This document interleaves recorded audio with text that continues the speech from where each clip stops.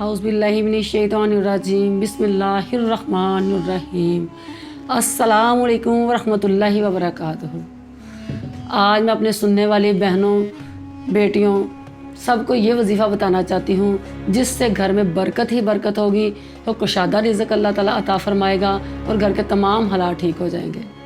और ये अमल करने से पहले आपको नमाज का पाबंद होना बहुत ज़रूरी है।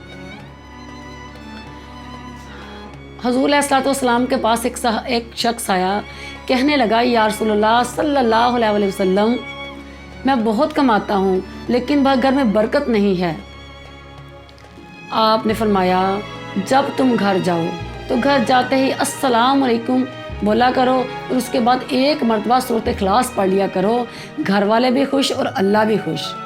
और जब कभी ऐसा हो कि तुम घर जाओ और घर में कोई मौजूद ना हो तो फिर मुझे सलाम कह देना कि अस्सलाम वालेकुम या रसूलल्लाह, तो मैं खुद तुम्हारे सलाम का जवाब दूंगा। सुभान अल्लाह। वो अपने नाम लेवा को तन्हा छोड़ते कब हैं, वो अपने नाम लेवा को तन्हा छोड़ते कब हैं, जहाँ हम दम ना हो कोई वहाँ सरकार होते हैं।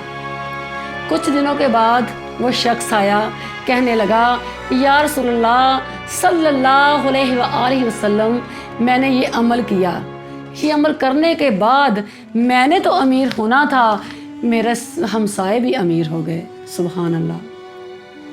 इसके बाद मैं आपको दूसरा वजीफ़ा ये बताऊंगी कि सबसे पहले आपने एक 10 रुपये का नोट लेना है और 10 लौंग लेने हैं।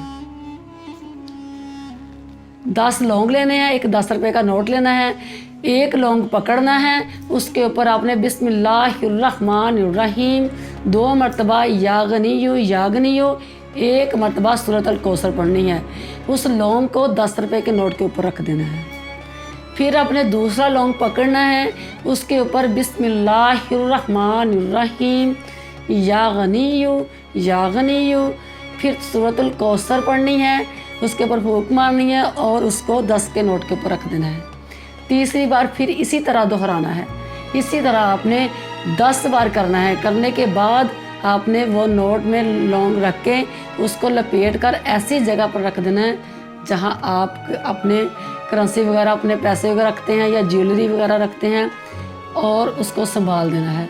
ये जो अमल आपने घर में किया है किसी को पता नहीं चले, आपने चुपके से और राज के साथ करना है। और आप अगर किसी को बताना चाहते हैं, किसी के साथ नेकी करना चाहते हैं तो वीडियो शेयर कर सकते हैं। ये जो आपने खुद अपने घर में अमल किया है इसको किसी से शेयर नहीं करना और नमाज़ों की पाबंदी के साथ करें।